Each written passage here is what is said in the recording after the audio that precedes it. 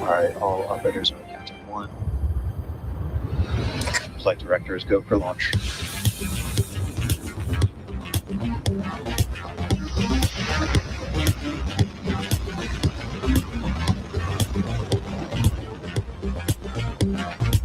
Stage separation. Booster left burn center.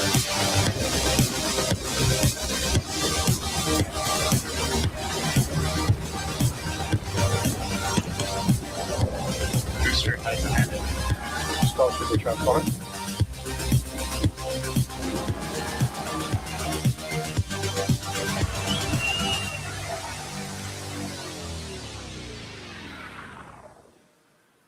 Hello once again, Star people, and welcome back to Starbase, Texas. It's currently 5:01 p.m. Central Time, and we are just 28 and a half minutes away from the first flight of SpaceX's next generation vehicle, Starship version 3. Yesterday's launch attempt was scrubbed due to a hydraulic pin on the pad tower that wouldn't retract, but good news, the teams were able to resolve that issue, and we're proceeding ahead with attempt number 2 and blue skies to boot. I'm Kate Tice, Senior Manager of Quality Systems Engineering. And I'm Jake Berkowitz, a lead propulsion engineer. And today we're coming to you live once again from just outside the production floor at Star Factory, where the team's preparing for Starship's 12th test flight. Yeah, yesterday was certainly a nail biter as we recycled to the T-minus 40 second hold a couple of times. And while we unfortunately weren't able to lift off, keep in mind that this is the first flight of a completely redesigned vehicle. So we actually learned a lot in what became a wet dress rehearsal yesterday.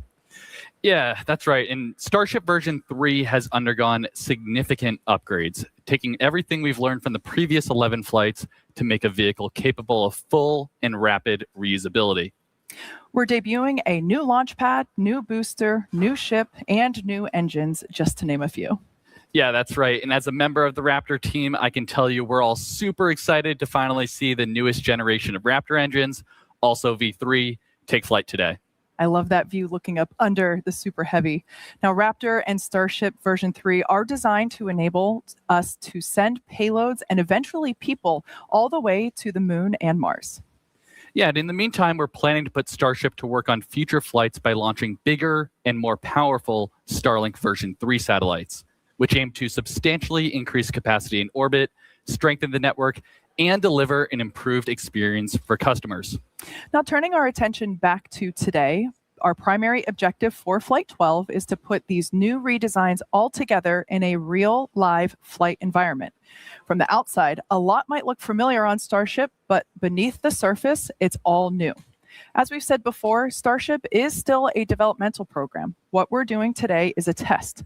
We launch to learn, and we test like we fly. Yeah, and it's really the data we're expecting to get back from today's flight that will bring us closer to making Starship operational and unlocking the next generation of our future in space. So, no matter the outcome of today's test flight, excitement is guaranteed. Now let's head a couple floors upstairs where Dan Hewitt is just outside our Launch Control Center. How's it going up there today, Dan? It's going great, Kate. Everybody, welcome back for round 2. I'm Dan Hewitt with SpaceX Communications. We're looking good for a launch today. Do you want to do a quick summary, though, of what we saw yesterday, how we got back to launch? It's a really good example of all of the different moving parts that have to work together to get a rocket off the pad. About halfway up that tower, you see an arm that holds all of the propellant connections into the ship. It's also set up so it kind of pushes against the ship to help make sure that we have a really good connection, and it stays attached when we unlatch that quick disconnect. There's a pin in the arm near where that attaches to the tower that has to be removed before the arm can swing away for launch. It's important to remember there's a lot of benefit to not release the arm too early or too late, and a lot of hardware that has to work in concert in very, very short time frames. We started to unpin it. Releasing that tension caused some motion in the arm that triggered a hold, and that put the pin back in. Then that got us into a bit of a tug of war between systems on the tower that rely on hydraulic pressure to work. Really, the arm trying to keep its pressure on the ship and trying to pull that pin out. You saw we made a couple of attempts to fix the issue, eventually got the pin to start retracting again, but hit the same motion hold. Ultimately ran out of time. The team, though, made some hardware, some software changes to get us into a better position to fly today. We had the tower team up there last night. They welded in some hardware that's going to cut down on the motion of the arm as it's pushing back when the pin's released, and getting all the data we saw on how this hardware interacts in those critical moments. Went in, looked at our software, all of our logic, see where we were overly conservative, where we may have had holds built on the wrong readings or the wrong times. Overall, though, really fast work by the engineering teams put us in a position for flight today. Heroic work by our logistics teams to get all the propellant out there. But things are looking really good for launch at the moment. Right behind me, all of the flight controllers on console, looking at the rocket, looking at the pad, looking at the range, all the systems as we count down to liftoff. Propellant load is underway. You can see the rocket getting frosty. We're on track to launch at the top of our window at 5:30 p.m. Central Time. Weather has been gorgeous. Thank you to everybody who was outside yelling at clouds that got us weather yesterday. It extended into today, and we are looking at a green range right now. Functionally, today's countdown, identical to yesterday. It looks very similar to previous Starship flight tests. Some minor differences in timing on things like when we start propellant load, when the water starts flowing on the diverter, when our engines start up. But all the hardware is new booster, new ship, new engines, new pad. Let's do another quick look at everything that's debuting today with Starship version 3. As Kate noted, some of the outside will look familiar, but we've made extensive upgrades across the entire system. Big picture, because Starship's still very, very big. It's just over 407 feet tall, fully stacked, a little bit taller than version 2, have more propellant in both stages. On the bottom half, our super heavy booster has some visible structural changes on the outside. On its top, we've got an integrated hot stage now, got rid of the one-time use one, so we're doing that for reusability. The ship's Raptor engines are going to be igniting directly into the top of the booster. That's where you're looking right now. All of that force and heat offset by the pressure inside the booster's fuel tank and a thin layer of non-structural steel.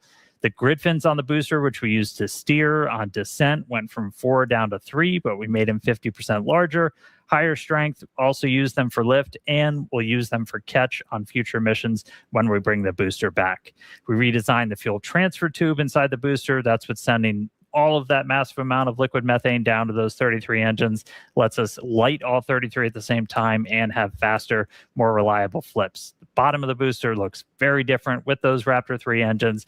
We deleted all of the bulky engine shrouds from previous generations, all of the prop, avionics hardware, everything for that super tightly integrated now, protected by much slimmer shielding. Up on the second stage, Starship version 3 designed to carry massive orbital payloads up to 100 metric tons to Earth orbit, the moon, and Mars. Biggest changes inside the vehicle itself. Propulsion system got a complete redesign, increased our propellant take volume, improved our steering on orbit. In the payload bay, the PEZ dispenser is supercharged. That's going to increase the deploy speed for each of our satellites. We've got 22 payload deployables in there today. It's the heaviest we've ever carried on Starship. Eventually, we'll have up to 60 planned of those Starlink V3 satellites. Also on the ship, we added docking ports. There's 2 right below the payload bay door, 2 near the bottom. That's going to enable us to have Starships link up in orbit for propellant transfer. Also modified the connection point in the ship to facilitate that. So a lot of upgrades tip to tail, and still powering it all is the Raptor 3. Now, those engines are manufactured in Hawthorne, California, tested in McGregor, Texas, redesigned their ignition system, bumped up the thrust in the sea level and the vacuum engines, and then took all of the sensors, feed lines, controllers, everything that was kind of the busy sections around Raptors 1 and 2, and either deleted them or internally integrated and protected them inside the engine. That dramatically cut down on the weight, made it easier for those to manufacture. So, just an incredible amount of effort from the world's best engineering team getting this rocket to the pad, ready to launch today. I'm going to stop talking for a little bit. That was a lot. Send it back down to Kate and Jake for more on Pad 2. Yeah, so like Dan was just saying, the team has been working hard on a brand new rocket, but we also redesigned the ground systems. And that brand new Pad 2 is making its debut today. We took everything we learned from operating on Pad 1 to create this totally new Launchpad. Pad 2 is optimized for full and rapid reusability. We've upgraded our propellant farm with much more storage and more pumps to enable super fast filling for launch and relaunch. And on the tower, we changed to shorter chopsticks. That's the black assembly there at the top of the tower, and that enables even faster motion to better track vehicles flying in for catch. Yeah, and we also changed the actuators driving those chopsticks from hydraulics to 100% electromechanical, increasing their speed, redundancy, and reliability. On the ground, the launch mount was also completely redesigned, and if I had to describe it in one word, I'd say robust. But it's also smarter. We've separated the fuel and aux systems into different compartments and repositioned the booster quick disconnects to be out of the vehicle's plume during liftoff. And as you can see there on your screen, we also have a new bidirectional flame diverter and a new top deck flame deflector to eliminate metal wearing down. So we said goodbye to the pancake. However, this will help us get to zero refurbishment between launches. Now, this pad is still built for maximum safety and fast turnaround because making life multiplanetary will require launching a lot of Starships. Now, it's currently T-minus 18 minutes and 38 seconds. We're going to hop over to Hawthorne for a moment for more on Starlink with Tyler Lionquist. Tyler? Hey, Kate, thank you so much. I'm Tyler Lionquist, and I'm a Starlink business analyst here at SpaceX. We're excited to be back here in Hawthorne, ready for another attempt at a launch today. So as we talked about yesterday, on today's flight, we're deploying 20 Starlink simulators, plus 2 modified Starlink satellites, which our team internally refers to as Dodger Dogs, because they stretch the V2 Mini satellite propellant tank so that it sticks out from both ends of the satellite.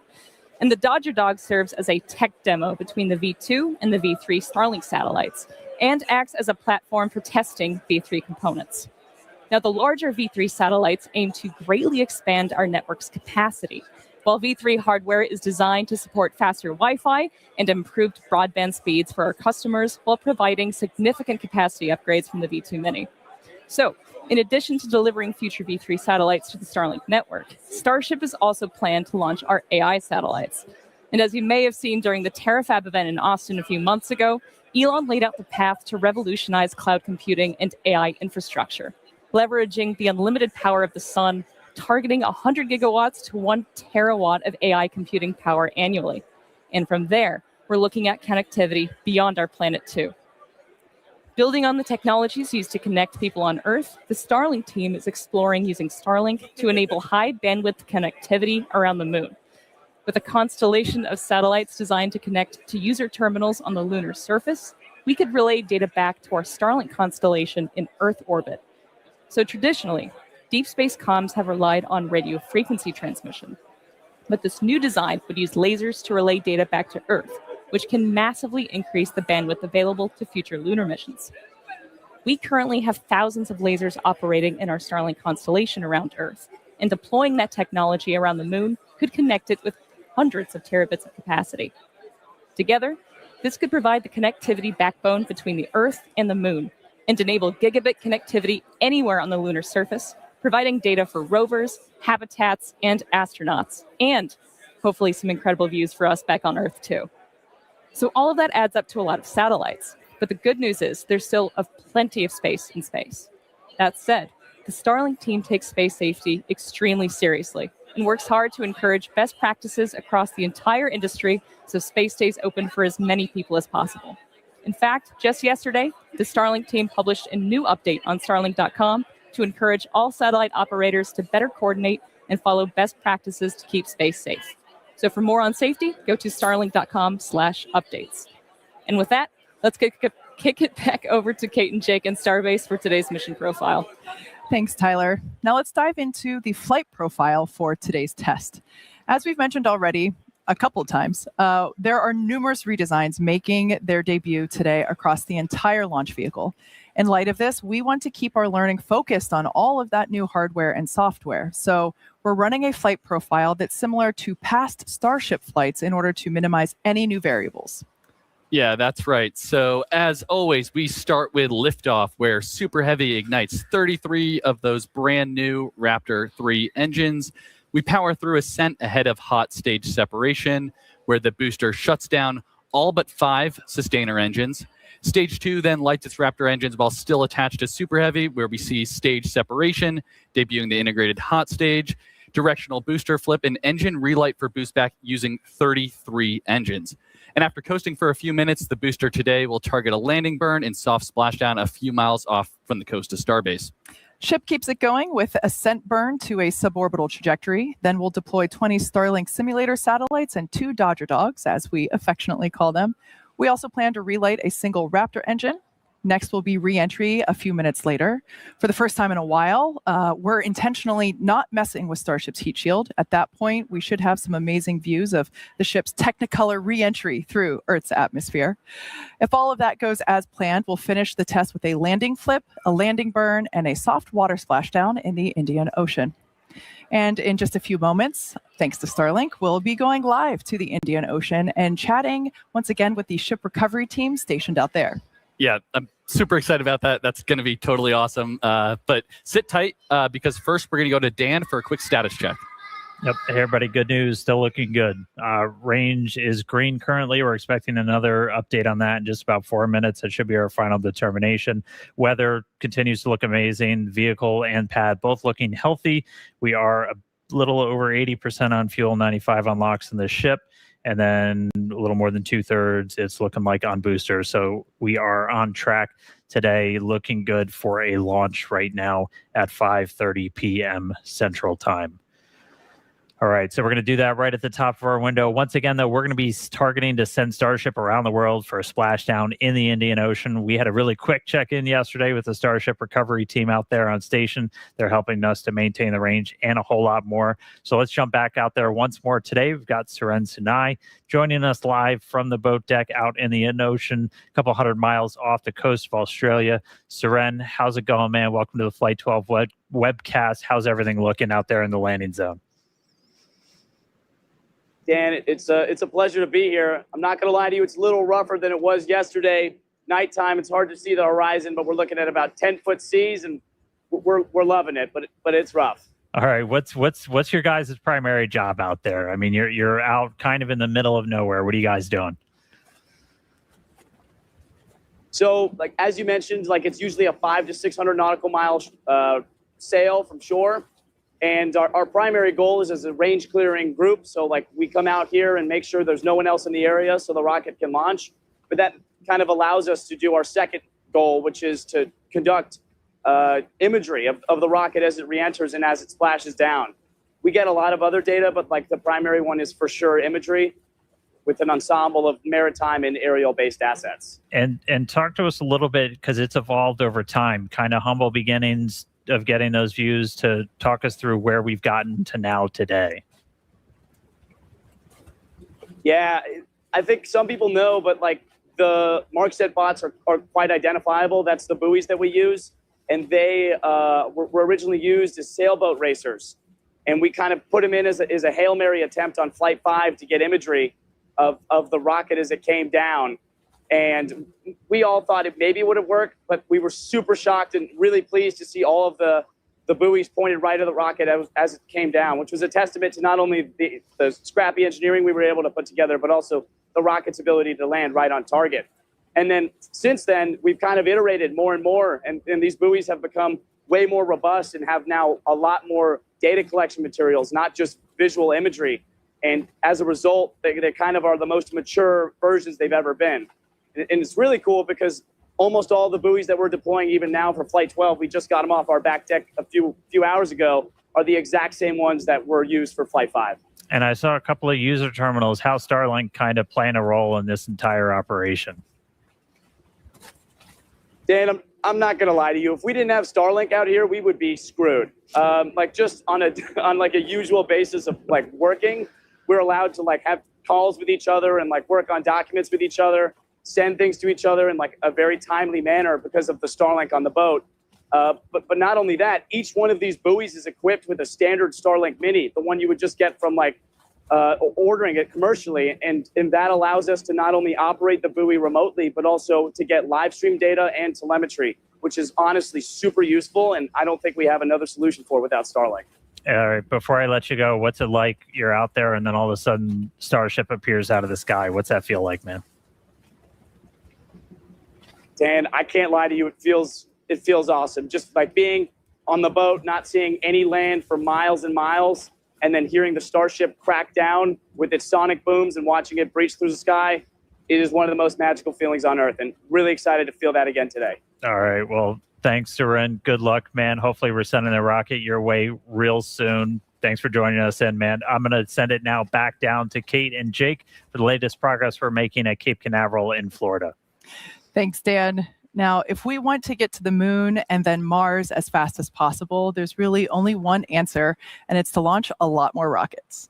Yeah, and to do that, we're going to need a few more launch pads and support buildings, which is exactly what we're working on over in Florida.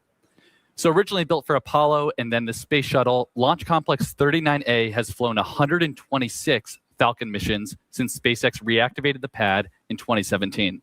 Yeah, I actually remember the day that we did that. I was able to host the live webcast for that first launch out of Pad 39A, and it was just so amazing to see that pad come back to life. And it's also exciting to see how today, almost 10 years later, the ongoing construction, as you see there on your screen, and the development that will bring a second launch tower to Launch Complex 39A. It's designed to expand our capabilities to support Starship launches in the future, while also continuing to support Falcon Heavy missions from the original Apollo Shuttle Falcon launch tower. Yeah, and we're not done. We're also building a Starship launch pad at Slick 37. And to support the uptick in future launches, there's Gigabay, a giant assembly and maintenance facility designed to prep Starships ahead of Florida launches. And when complete, this huge structure aims to hold 24 work cells in over 800,000 square feet of workspace. It's going to be a big building. So much space. So yeah, SpaceX's future in Florida is quickly taking shape with our very first launches on the horizon. Exactly. A horizon that aims for regular trips to the moon. And speaking of moon, we've got another special guest for you today. Dan, I think the last time you and I were on a webcast with this person was Polaris Dawn, as he was performing the very first commercial spacewalk. That's right, Kate and Jared. I don't know if today will be quite as cool as doing a spacewalk, but we're going to try our best to make it as exciting. Like, thanks for joining us here today, man. You had a heck of an entrance on the way in. It's great to be here. Yep, certainly great to do a little bit of a flyby. I think they should accompany all the great rocket launches, and we certainly got a great rocket out there on the pad. But wonderful to be back, and no surprise, it's always changing here. It looks amazing. I was going to say, it's been a couple of years. What was your impression flying in? It just the lay of the land. Well, I think it was actually maybe 10 months ago. I was here slinging pizzas. I got a new job now, but it was. There's been so much that's changed even since then.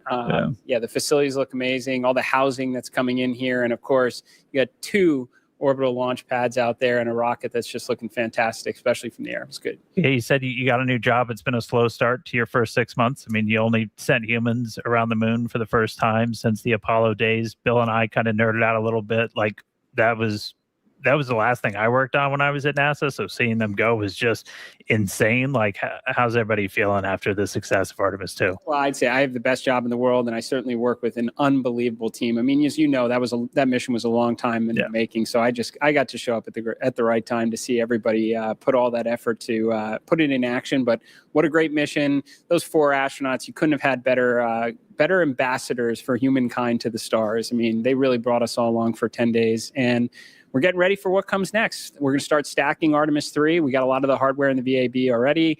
We're hoping to even get out to the pad before the end of the year, do another wet dress. So, all right. And we're looking forward to seeing this thing fly, because hopefully at some point in the not too distant future, we're gonna join up in Earth orbit. Yeah, what's coming up next, and ultimately, like, based on the moon, that's the big focus. Like, what's kind of the why? Like, why are we doing this for everybody? Oh, well, I mean, and yes, we're certainly trying to get back to the moon, but what's coming up next? We're also building a moon base in parallel. And why are we doing that? Well, it's for a lot of the shirts I see around here, which is Occupy Mars. I mean, what a great opportunity. Go to the moon, return to the moon, build a moon base on the South Pole, interact with the water ice, right? Maybe work on some of those skills we're going to need when we're 4 days away from home for what we might need someday when we're 9 months away from home. But we got other things coming up too. You got Nancy Grace Roman, that telescope's going to launch later this summer. There's a lot of great, exciting things going on at NASA right now. Yeah, man. All right. Well, SpaceX, we're custom built to try and make life multiplanetary. We're super honored, excited to be part of this entire Artemis program. Really excited to see Starship, sending people to the moon, all of the different pieces working together. It's going to be a really exciting future. Oh, absolutely. Well, thanks for having me here. It's great to see everybody. Again, I know a lot of hard work leads up to a moment like this. So we're all rooting for you, and we're looking forward to meeting up next year in Earth orbit. All right, man. Well, I'll let you jump back in there. Got about 4 minutes to go. Just toss it back down to Kate and Jake. Yeah, I think it's safe to say we could listen to you guys yap about the moon pretty much all day. It's so inspiring to hear about the future of exploration on the moon. And if you caught the show yesterday, you also heard some more future space exploration news. Yeah, that's right. From to Mission Commander Chun Wang will be one of the first humans to become an interplanetary traveler. Don't think I've ever said that word before. While also joining Starship's first mission to fly past the moon.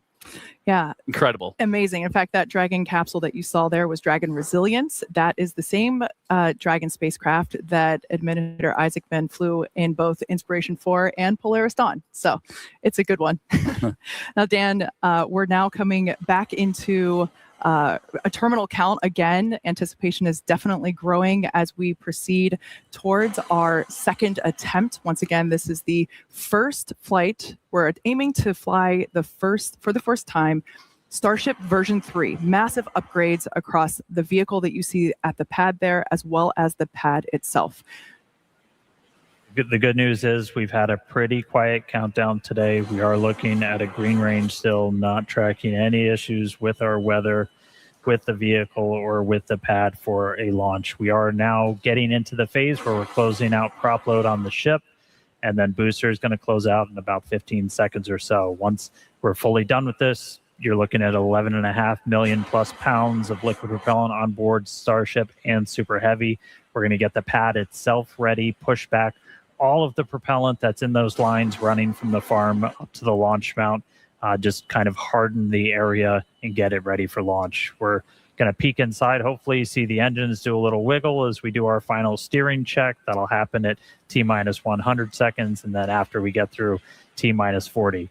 If you tuned in yesterday, you're very familiar. If we need to hold, we can go into what's called rapid recycle, essentially, where we can hang out at T-minus 40 seconds. It's built in. We're only going to hold if there's an issue, not currently tracking one. They can pop up after we pass T-minus 40. But right now, we're looking good. Hopefully going to move right past that. And then once we do pass T-minus 40 seconds, a number of events will occur in quick succession. That is when the QD vent gate or quick disconnect vent gate will clear the gas commodity lines that connect the pad to the vehicles. Both the ship and the booster will configure their comm systems for flight and will rapidly run leak checks on gas and fluid tanks. And the booster goes to internal power and its engines will get their final priming for launch, while the ship's engines begin their ascent bleed profile and arms the automatic flight safety system. Yeah, and once we pass T-minus 40 seconds, we still have the ability to rapidly recycle the count under certain conditions back to T-minus 40 seconds. And looks like we might be getting some engine wiggles here, as Dan mentioned earlier. These allow us to check out the thrust vector control actuators on these engines. It's important to make sure that they can steer. Yeah, that's definitely right. And flame diverter on pad 2 activates at around T-minus 17 seconds and enters what is essentially the point of no return at T-minus 10 seconds. If we have a hold close to T-minus 17 seconds, there's a chance we could recycle, but the closer we get to T-minus 10, the lower that chance becomes. We just heard we're at T-minus 1 minute. Yeah, so at this point in time, we're going to stop talking. We're going to let the rocket take over and listen to some amazing pad sounds of the first flight of Starship version 3.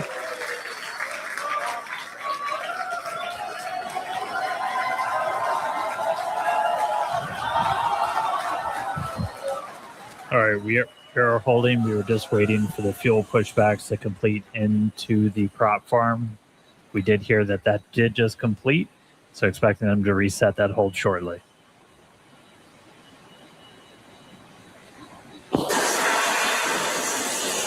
Clock, the hold is reset, clock is rolling. Flight directors go for launch.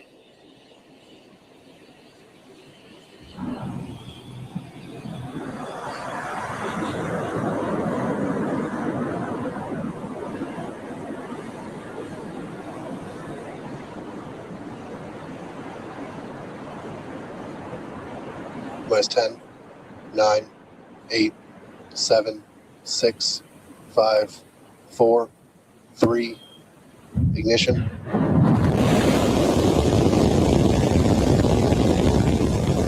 We have liftoff.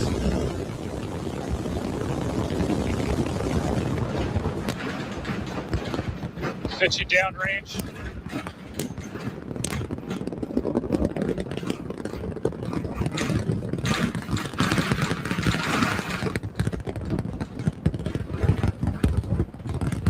Booster Raptor, chamber pressure nominal.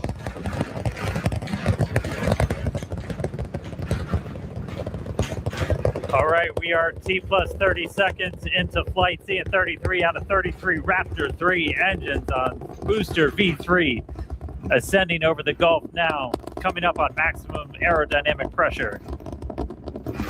Booster and ship, avionics power, telemetry nominal. Systems looking good. We're just passing through the period of maximum dynamic pressure.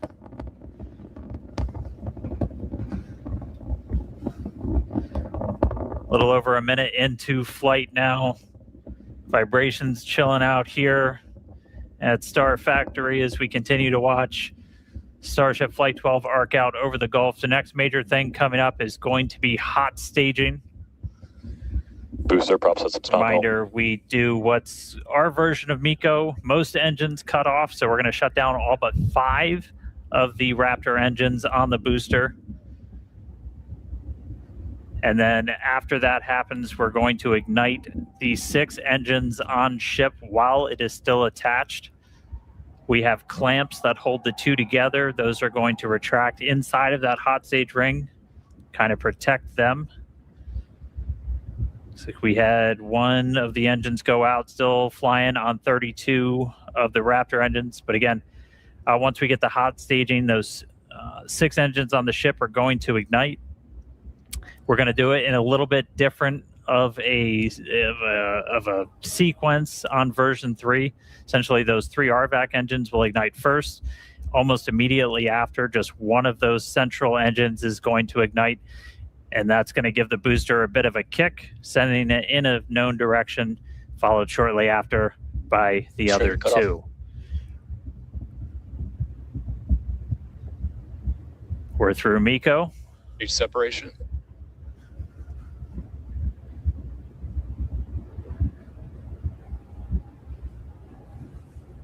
There you go. Successful hot staging separation. We are not seeing as many booster engines ignite as we expected for boost back, but we are seeing 6 good engines lit on ship. It looks like we just had an early boost back shutdown.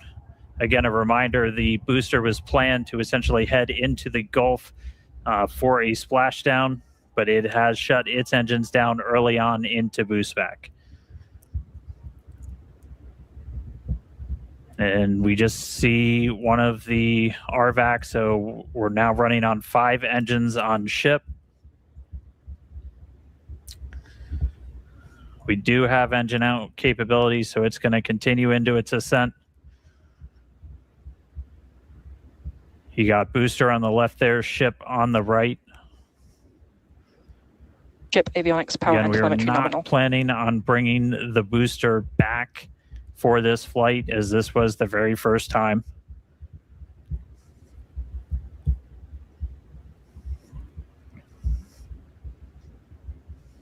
All right, so we're about 3 minutes, 50 seconds into today's flight. Just a reminder that the ship planned to burn its engines for about 8 minutes and change. About 8 minutes and 11 seconds was our planned timeline for today. That could shift slightly as we do have one engine out running on one fewer RVACs.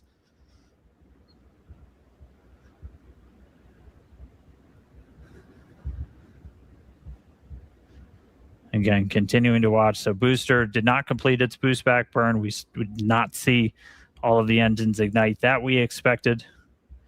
Are continuing to get some views from it, though. That's going to make a splashdown somewhere in the Gulf. Reminder, we clear air, sea space, everything for these launches.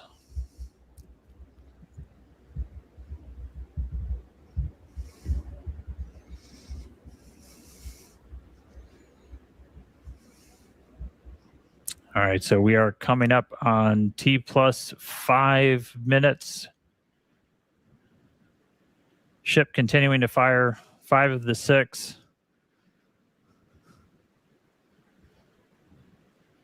Standing by for callouts, making sure ship's on its planned trajectory. Again, we are planning a suborbital trajectory for the ship today.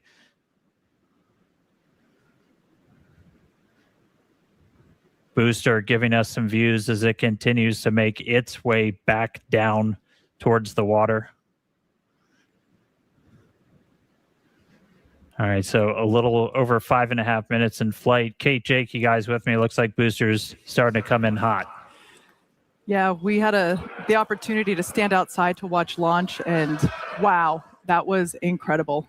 Yeah, that was really loud, really shaky, and I was actually surprised how fast the booster got off the pad or the whole stack. That was quite incredible. Absolutely. So we have views here from the booster coming back down, making its way into the Gulf. Pretty cool to We see. have healthy chamber pressures on 5 out of 6 ship Raptor engines. Great news there Landing for startup. Starship.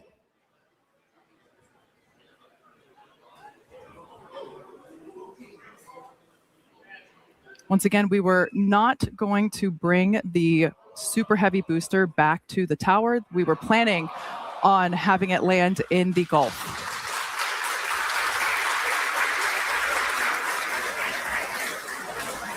And it looks like the booster ended its mission there in the Gulf, but we've got a ship still flying. Great to see that. Still have 5 out of 6 engines there on S39. Yes, we also heard good chamber pressures as well on those engines that are lit. We do have engine out capability. We do see that we have one of the RVAC, one of the Raptor vacuum engines that is currently out, but that's okay. Ship is continuing on. Amazing views of planet Earth there in the background. Yeah, I love the S39 decal there. That just gives the ship a little bit of character. And again, all these great views brought to you by Starlink, of course.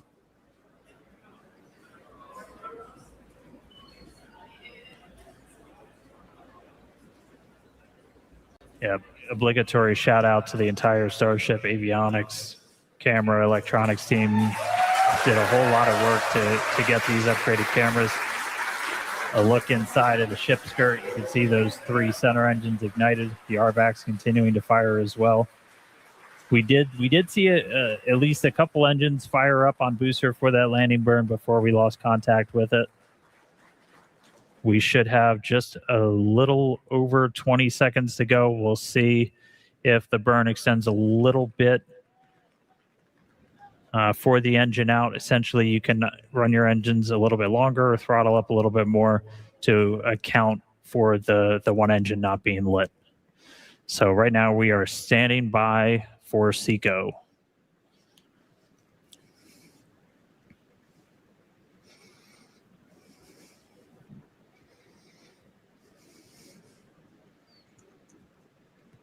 And again, we are continuing to go a little bit longer.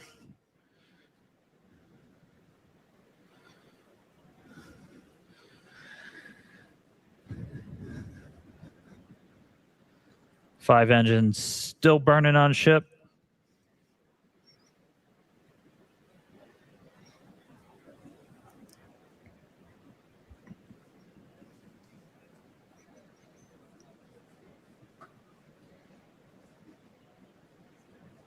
We are coming up on T plus 9 minutes.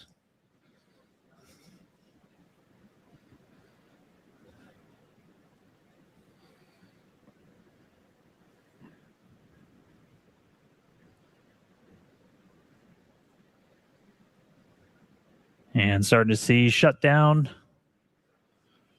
RVACs have shut down. Sea levels are shut down.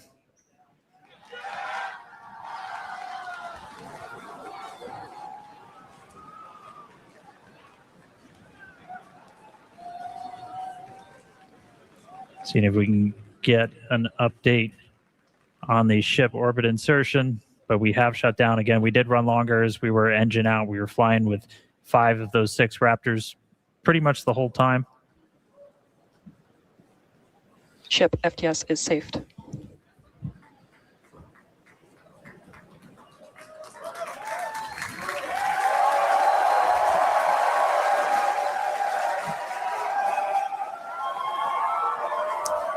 All right, well, we definitely got a ship in space right now.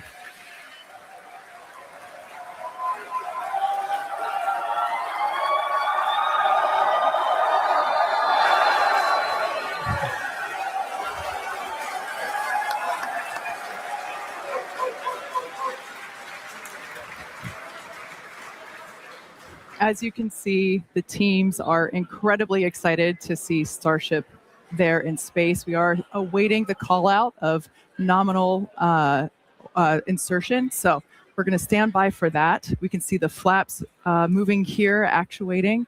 But wow, the cheers here in the lobby are certainly almost as loud as liftoff was. Yeah.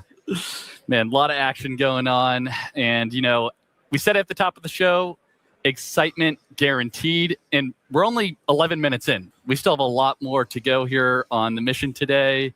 So all objectives are done on the booster. So now all eyes are on the ship as we get ready for our in-space objectives. Exactly. So like I said, we're still standing by to hear the call out for nominal orbital insertion, but we've got a few minutes before the next milestone. So we're going to continue. We've got some amazing views here of the ship. Wow, it's just that this is our planet. This is our home.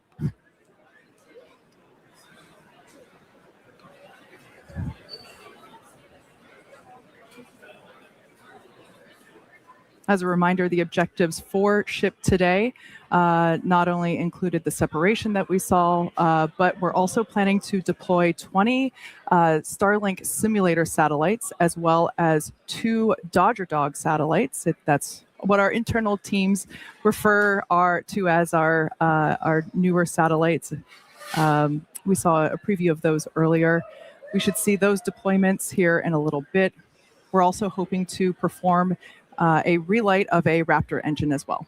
Yep, that's exactly right. And the relight will look a little bit different this time. We're hoping to get a little bit of a longer duration. Of course, we got to see once we get there.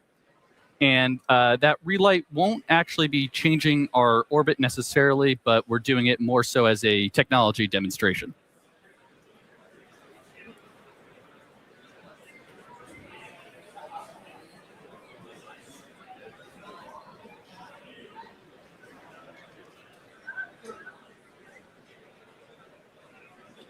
For those of you that maybe just recently tuned in, you missed a pretty exciting almost 13 minutes.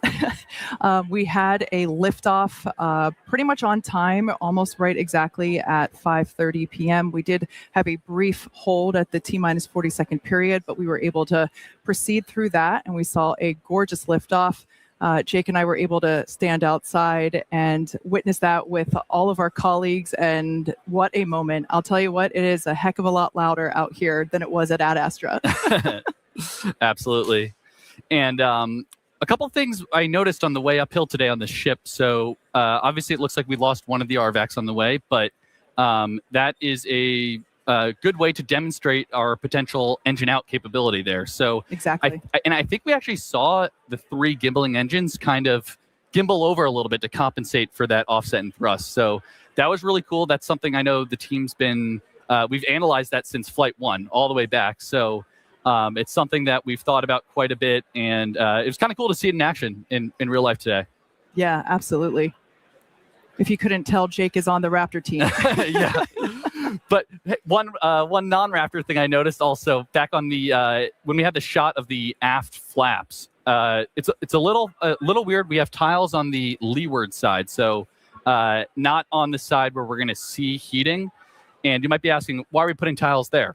I had the same question actually. So I talked to some of our heat shield engineers the other day, and we're actually running. Yeah, here's the shot right here. Great.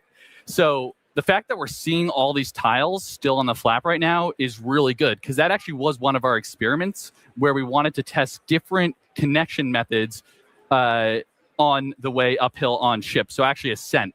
So it looks like most, if not all, the tiles are still hanging on there. So that's actually a really good data point. Looks pretty good to me. Now, once again, this view is from the side of Starship, which is basically the second stage of the Starship vehicle as a whole. This is one of the flaps on the vehicle that helps to control its position and attitude as it is orbiting, and also helps to control during reentry as well. That's a critical phase. I mentioned earlier that we're hoping to deploy those Starlink satellite simulators, as well as perform an in-space relay of a Raptor engine. If all of that goes well, we will be targeting a soft splashdown in the Indian Ocean. We heard from Suren on the recovery team a little bit earlier. They are standing by waiting to receive the ship that we see here.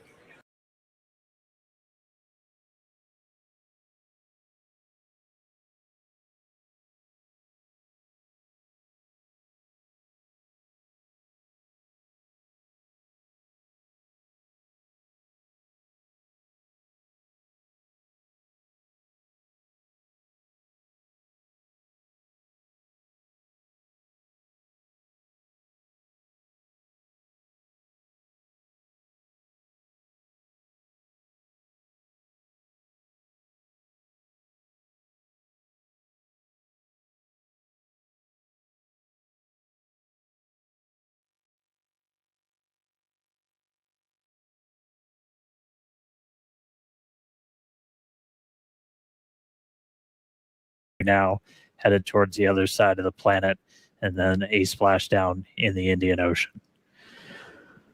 It's going to start to get darker. We're heading into an orbital sunset, so we're gonna have darkness for a little bit, and then it'll brighten up once we're on the other side of the planet, and hopefully looking at some good daylight when we re-enter into the Indian Ocean.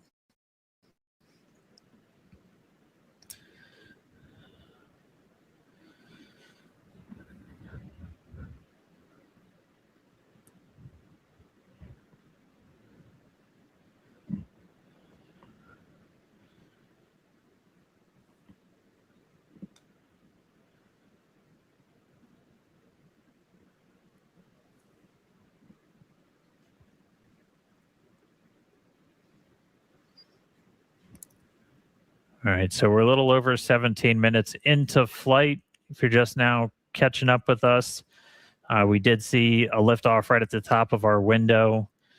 Super Heavy getting off the pad, initially lighting all 33 of those Raptor engines, got through a successful hot staging.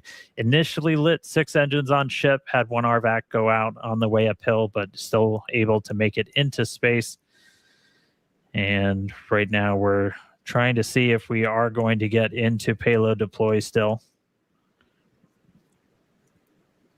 We're coming up right on the part of the timeline when we were expecting it. You'd look inside a Starship there. Oh, I see a door opening. Looks like Hal didn't wait. Pez door is open. Just a reminder, we've got 22 deployables in the payload bay today.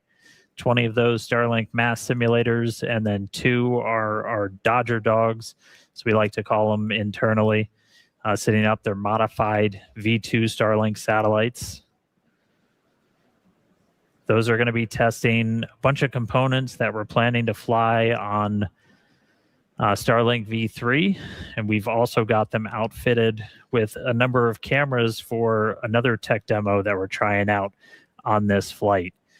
We definitely are looking for a way that we can look at Starship's heat shield while it's still in space. You can kind of only see so much from the cameras and the flaps. You can't see everything kind of on the underbelly, and one of the only ways you can do that is if you got something else flying near it. So we're going to attempt to our final 2 satellites going out the door have a suite of cameras on them that are going to be looking back at the ship. We're going to be in nighttime, and so we've got, sounds like we're getting into payload deploy. We'll be in nighttime. They've got some powerful flashlights on them to try and illuminate the ship's heat shield while we fly away from it. So we see some PEZ motion.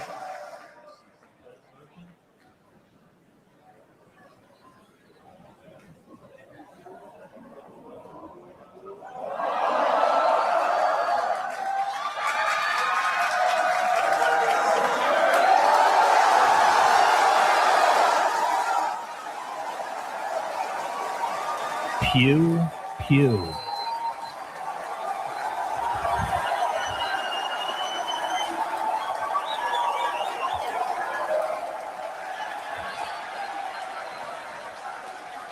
Two down, 20 to go.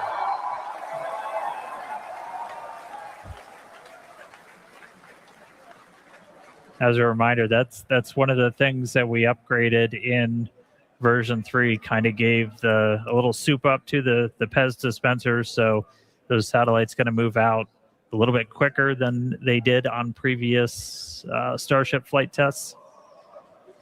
So first 2 out the door, 2 more on their way out.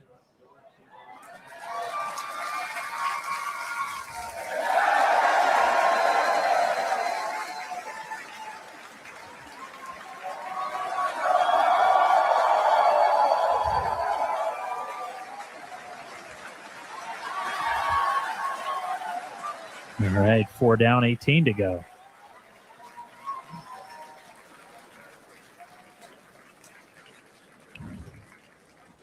Flexing my basic math skills here today. Again, the majority of this stack, 20 of these 22 satellites, they're essentially just mass simulators, so they're roughly the same size as those Starlink V3 sats that we're hoping to fly later this year.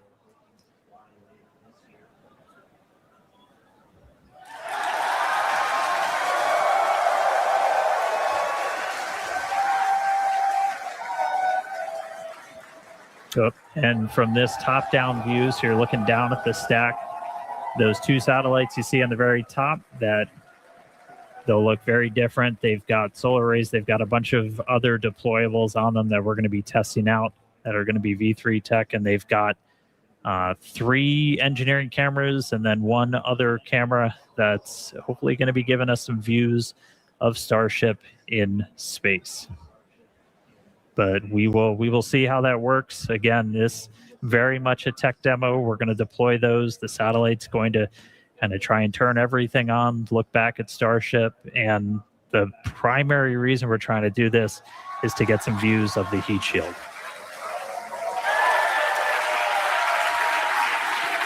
All right, 2 more out the door. 2 more out the door, and I think that counts, or that comes up to 8 total. As you can tell, the teams are stoked to see this demonstration happening. It's pretty incredible to see this happening live from space. Now, as we noted earlier in the show, but worth repeating, this Starship version 3 is built to deploy up to 60 of Starlink's more advanced V3 satellites. Everything's V3, designed to offer 60 terabits per second of downlink capacity per satellite. Now, that is 20 times more than each Falcon 9 does today. Incredible. All right, I think that's number 10 going out the door. Yeah, there it goes.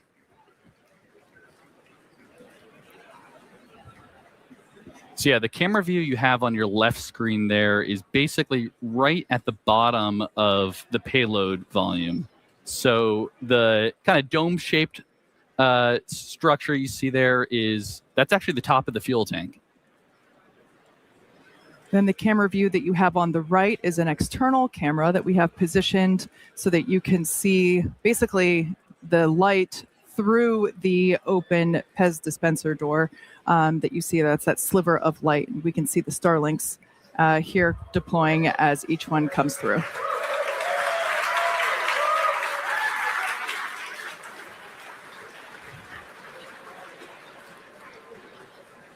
As we mentioned, we have 20 of these Starlink simulator satellites, and then we have 2 of these specially modified, as we call them, Dodger dogs here around here. Those, as Dan mentioned earlier, they have some V3 tech on them, some solar arrays, and those will be the last 2 that will be deployed today. Yeah, that's right.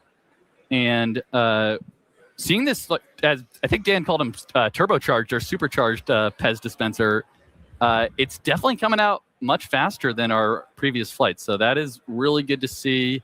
Yeah, look at that.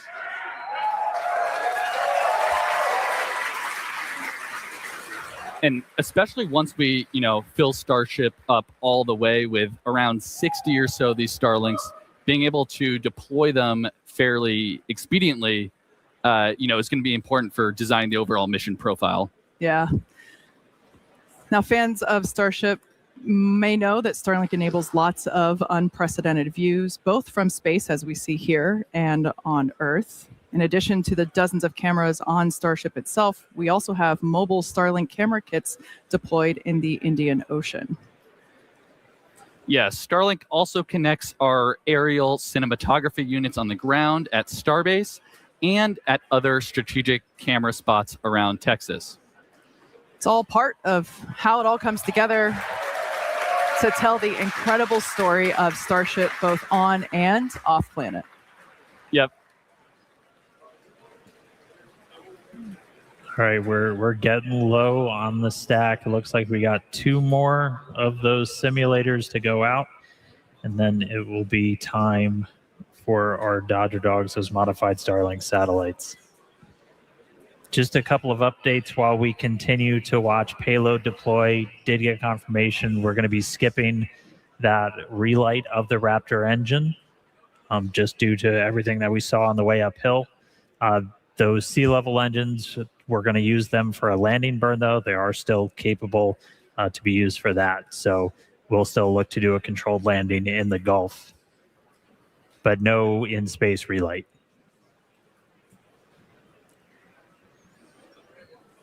All right, I think that's 19 and 20 headed out the door.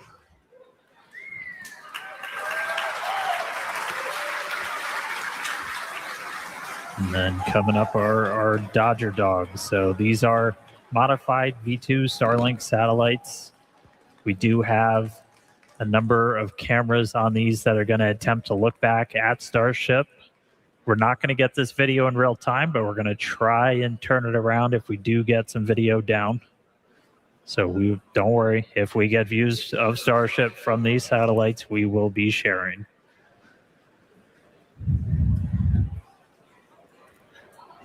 And these will be exciting because, again, they're really a tech demo, getting our chance to test out some of the technologies for version 3. All right, I think that's 18 and 20. My basic math skills are failing now. All right, here we go.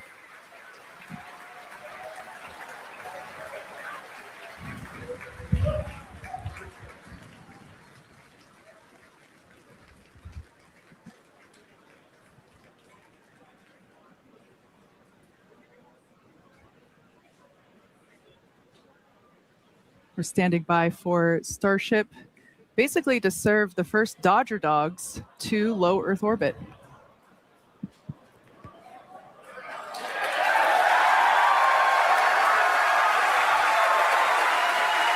And one out the door.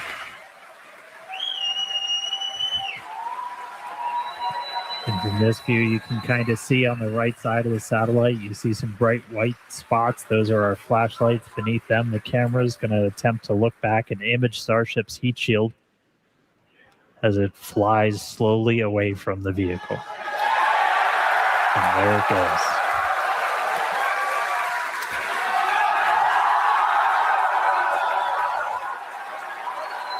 Let there be light.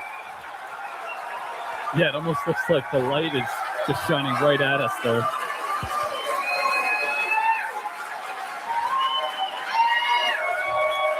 If you couldn't tell, we're pretty excited. Yeah. It is always sunny in space. Always sunny in space, and that looks like an empty payload bay. So Sure does. that's exactly what you want to see there. That's great. So yeah, with payload deploy complete. Oh, you can see the door closing there. All right, there we go. So yeah, with payload deploy complete, Starship will now close its...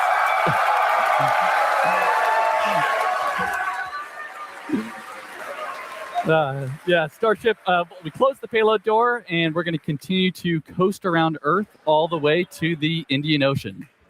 So still a lot of major events to come today. Sounds like we're not going to hit that Raptor relight based on what Dan was saying, but after that, of course, we'll have the atmospheric reentry and splashdown. And with that, we're going to go on another quick coast.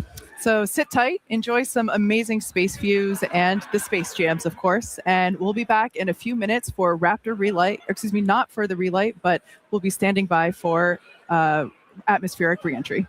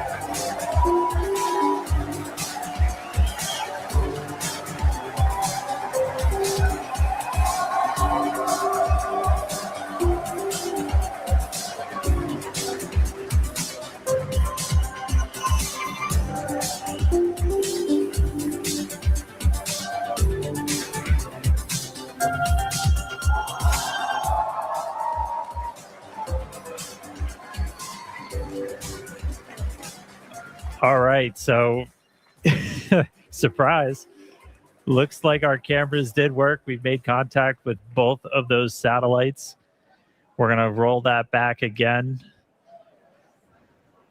Again, this is a view from one of those satellites as we deploy. It looks like this was from the last one out.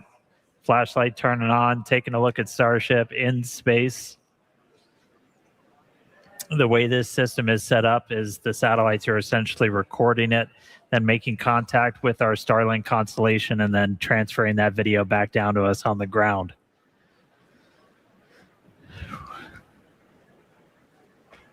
That's a Starship in space. So aside from just being really cool, this was our test to try and develop a free flyer that we could fire outside of Starship's payload bay, look back at it, and then do essentially a pirouette with Starship to get a look at the heat shield, where it's going to be really important when we start bringing these things back for a catch, which we are hopefully doing in the not too distant future, as they are intended to be fully reusable. But this will give us an opportunity to look at the heat shield while Starship is still in space. So there was a glimpse. We'll see if we get any more video down from those satellites. But I mean, that's one we've been chasing for a while. So really cool to see it come to fruition here on Flight 12. All right, coming up on 40 minutes into the flight, and we should start hitting the reentry period in the next 7 minutes or so. You'll start to see a light show building up. As we had talked about, we did skip that on-orbit relight of the Raptor engine. It was not needed for our trajectory or anything. We are on this suborbital trajectory to splash down in the Indian Ocean. We are going to attempt a landing burn. We'll see how they perform when we get there. And just a reminder, we are going to be stressing the ship on the way in. We're going to intentionally do a maneuver where we're going to kind of pitch the nose up and deploy those bottom flaps to really put a lot of pressure on them. So we'll see how it does through that maneuver. And then we'll be doing kind of a final banking turn before we get to a landing burn. So all that coming up in a few minutes. The light show should start beginning real soon.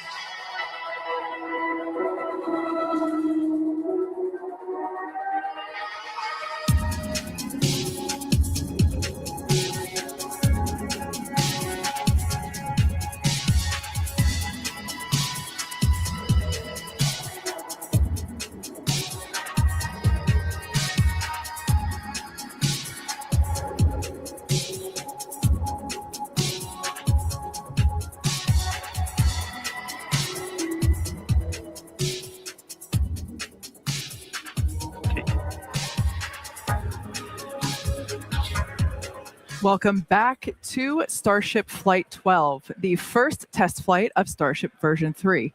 As Dan mentioned earlier, we were able to make contact with the modified satellites just shortly after deployment. And as you may have seen, we got some sweet views of those sats looking back at the ship. Pretty cool to see. Yeah, those views were incredible.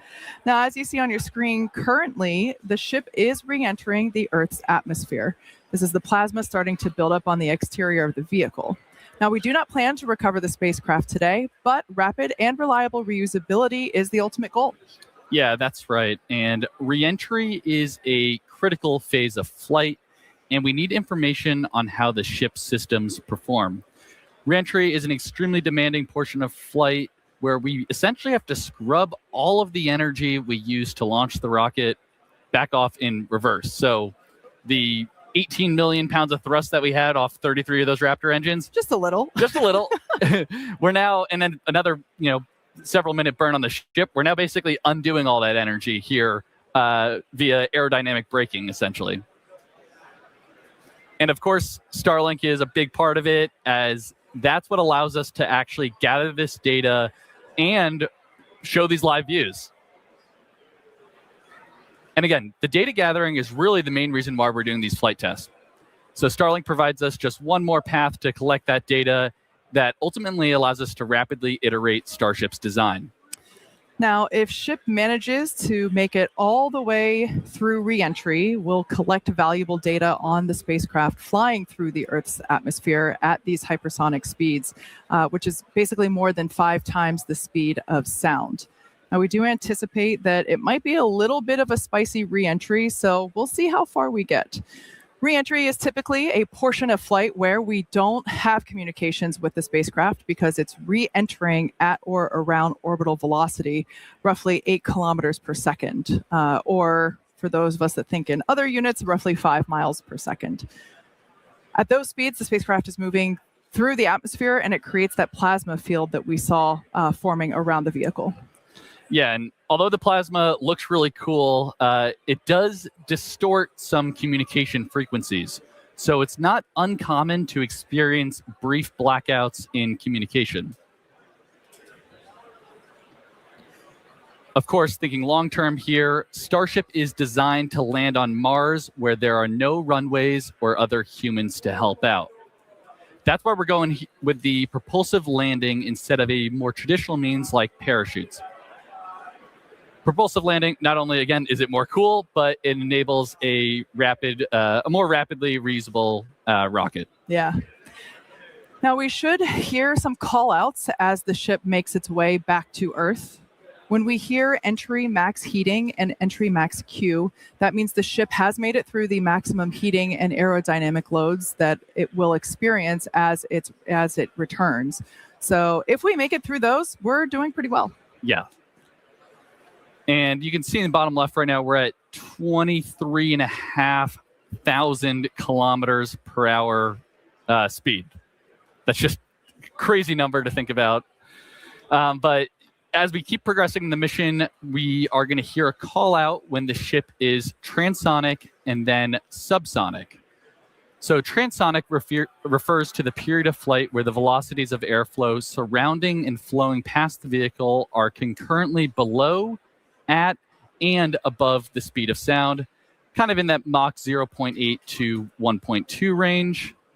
And for reference, commercial jets have a range of cruising speeds, but mostly fly around Mach 0.74 to Mach 0.85. And after we hear the call out that Starship is transonic, we should hear the call out when Starship is subsonic. This refers to speeds that are much less than the speed of sound. So at this point in the flight, ship's velocity will be slowing down. We definitely have a crowd still here in the lobby of SpaceX headquarters down here at Starbase, Texas. Everyone is, loves watching ship re-entry. It's always such amazing colors.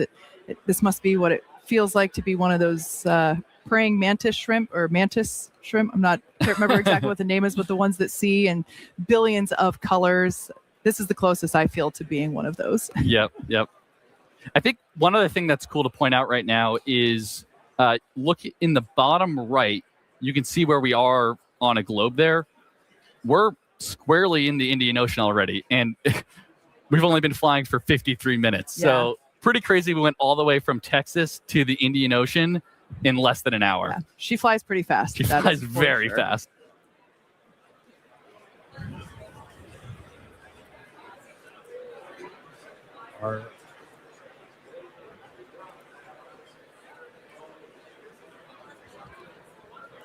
All right, so the light show continuing. We are through the period of peak heating, and we'll be looking at the peak pressure coming up in the next couple of minutes. The next 10 minutes are probably going to be the spiciest of entry today.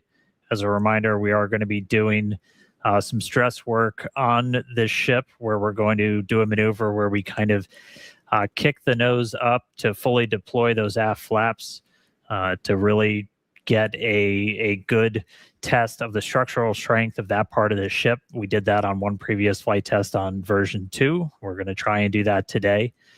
Since we did skip the in-space burn, we're carrying a little bit of extra propellant in our header tanks up in the nose. And so that's going to put a little bit of extra stress on those forward flaps as we come in. So we will see if they're able to hold through that reentry. So that will be another watch item. We did skip that in-space burn, but we are expecting at least 2 of those sea-level engines to try and ignite for a landing burn. We entered the entry period in a good attitude, so hopefully making our way to the targeted splashdown point. We've got that Starship recovery team standing by, and we should be about 10 minutes away from splashdown. So a lot of excitement over the next couple of minutes. Kate and Jake, let's see how Starship holds up on the way in. Yeah, and we just heard on the nets there that engine chill has started. So essentially what that means is we are prepping the landing engines by getting them down to temperature ahead of that landing burn later in the mission here. And on a lot of our previous flight tests, we've been removing a bunch of the tiles. If you've watched those, we were really intentionally trying to push ship beyond its limits. On the last flight, we even had basically a hole get punched into the liquid oxygen tank that you could see when we did the landing burn into the ocean, and the ship was still able to make it. But right now, we're really going to be testing the structural strength of these flaps on the way in, and this is a flight test. We're trying to intentionally find where our limits are. And in this view, you're looking at a whole bunch of tiles. I think Jake talked about it earlier. We bonded some additional tiles to the leeward, or kind of the metal side of Starship, to see how those different bonding techniques would hold up. And looking like we've got quite a bit still attached. Yeah, and as we're going down through the atmosphere here, we are at about Mach 16.1. So still extremely fast, although we have, scrubbed off a substantial amount of our speed already. Altitude at a little less than 60 kilometers.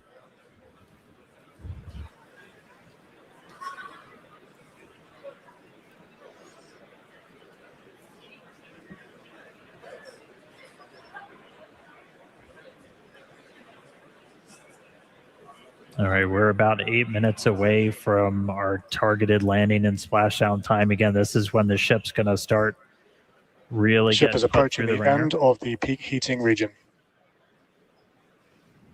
Just heard the call out, getting to the end of the peak heating. So the highest temperature the Starship's going to see during its reentry.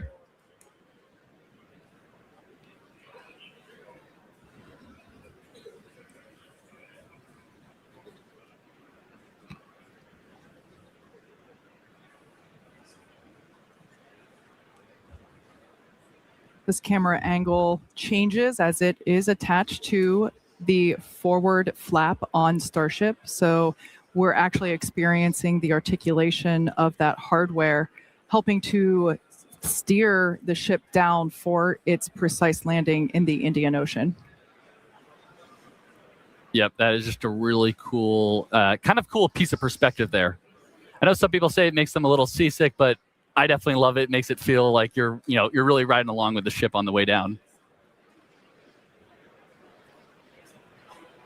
Yeah, and aside from just looking cool, all these camera views providing just really critical data on how the heat shield, how the flaps themselves are holding up. That's why we've got these in the flaps and then all scattered all around the ship so you can see how they hold up. There's some internal to the vehicle too and we're getting all of this video back via Starlink. Even as we're just enshrouded in plasma, we're able to kind of operate at a high enough frequency to punch through. And that is blue ocean and sunlight you're seeing just beyond the flap. So we are coming down into daylight, hopefully splashing down in the next 6 minutes or so in the Indian Ocean. We've still got a couple maneuvers lined up where we're going to be really stressing the flaps on the ship. So Ship has passed through the peak heating region. External temperatures are coming down. Wow, that is incredible news. As Dan mentioned, we were expecting this reentry to be super spicy, but excellent news that we're now past that period of peak heating and that now the external temperatures are starting to decrease. Those heat shield tiles there on the belly of the ship really doing a ton of work to burn off all of that inertia that the vehicle had prior to re-entering the atmosphere. Yeah, and you can tell by the G meter down on the bottom right that we're starting to pick up a couple more Gs here. So we're definitely entering the thicker part of the atmosphere where we're scrubbing off all that energy, like Kate's saying.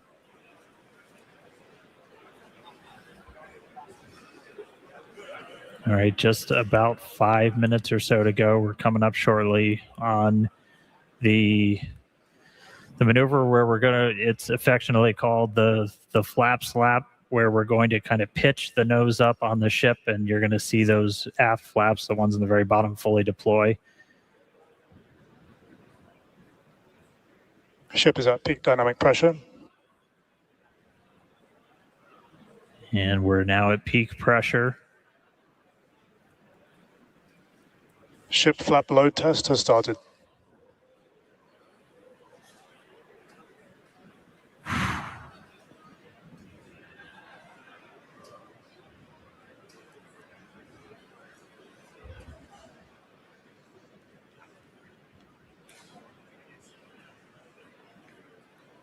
Looks like it's holding. Again, the intent of that was to put just a lot of extra stress on those aft flaps. We are expecting the forward ones too to see a little bit of extra stress as we've got a little more propellant in our header tank. So the area right at the very nose of Ship Starship. flap load test is complete. And we're through that test. There we go. And we just did that test at Mach 7, just for reference there. So we are still going incredibly fast.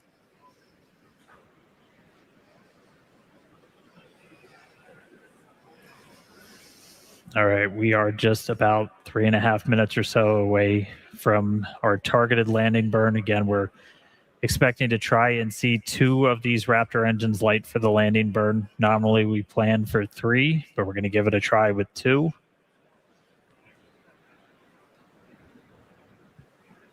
Hopefully we've got Ship is starting the RTLS banking maneuver.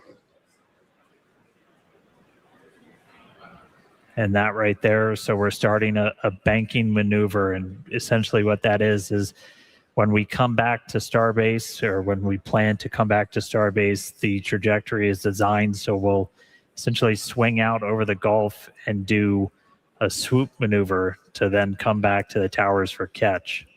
And so we are doing that exact same maneuver as we head towards our targeted splashdown in the Indian Ocean. Yeah, and that call out there that we heard, RTLS, stands for Return to Launch Site. So definitely a pretty cool thing we're demoing here on the ship. You know, as in the future, we are going to be trying to bring the ship back to the launch site, which is going to be absolutely insane. Absolutely. But of course, we want to test out these maneuvers, these principles, prior to actually bringing the hardware back to the pad. This is the same reason why we were intentionally not trying to bring the booster back to the pad.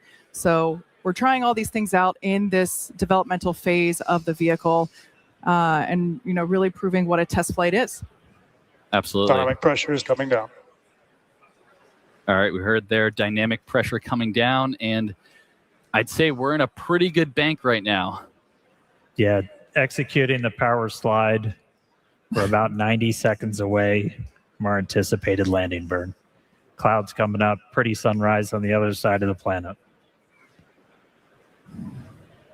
Starship is subsonic and is on target.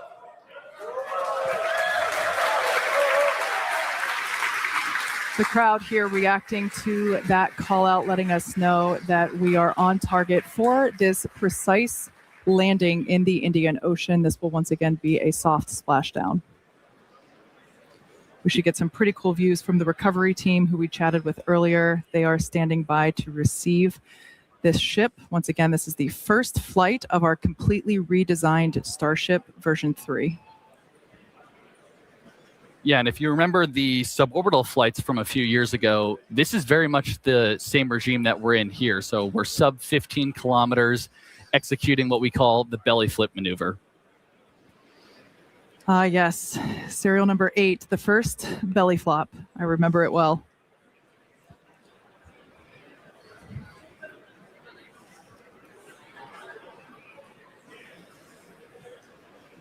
Just some really amazing views of the Earth as the ship is coming back home. Thanks, Starlink.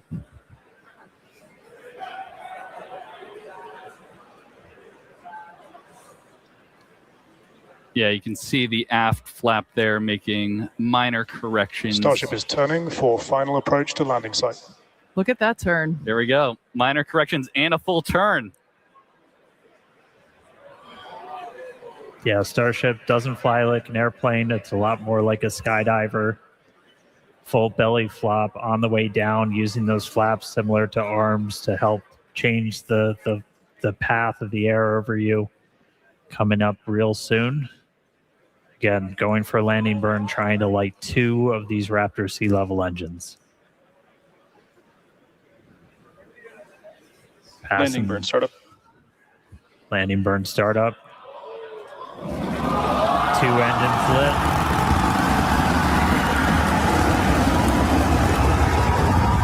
Successful flip.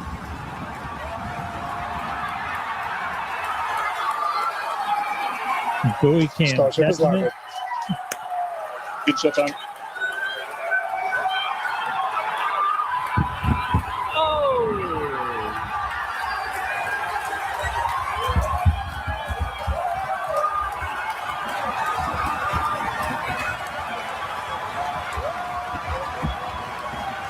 Amazing.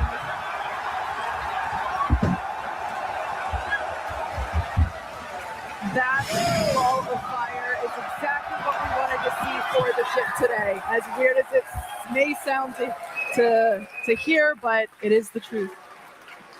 Absolutely wild. At the beginning of the show, We're pretty hyped. we guaranteed excitement at the beginning of the show, and I'd say Starship delivered. Absolutely. An incredible day for Starship. That was the first flight of that completely redesigned vehicle. As you can tell, the teams are incredibly proud of what we just saw. Yeah, V3 definitely showed up. That was amazing. Yeah. Yeah, we've pretty happy crowd in the control room behind me, I will say. It's probably the most excited I've seen a lot of people in a really long time. On target landing. Wow. Actually, let's jump over. Hey, Tyler, how's everyone holding up in Hawthorne? We're having a great time, Dan. Thank you so much. That was another exciting Starship flight in the books, and we hope that you enjoyed those awesome Starlink views. So congratulations to the team at Starbase and everyone here and around the company. So many employees have contributed to the Starship program as we continue to iterate and make progress towards a multi-planetary future. So that wraps it up for us here in Hawthorne. Thank you guys for tuning in. And back to you, Dan. All right, thanks. So just to recap, we lifted off right at the top of our window, 5:30 p.m. Central Time. We were able to see the booster light 33 of those Raptor engines get off the pad and ascent over the Gulf. Successful hot stage separation. Initially lit 6 of those Raptor engines, lost one of the RVACs on the way uphill. And then the booster didn't complete its full boost back. Its mission ended a little bit early, but landed in the clear area that we had set in advance.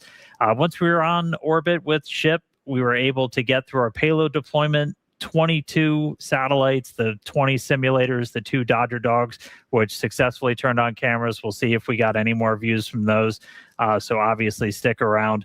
Skipped the Raptor relight, but made it through re-entry, on target landing in the Indian Ocean. You saw those views. Starship made it. It's been a long time coming. We're really excited to see this vehicle fly, and there are several more on the way. So that's going to do it for me up here. Send it back down to Kate and Jake and everybody who I hope is at least a little bit excited down in Star Factory.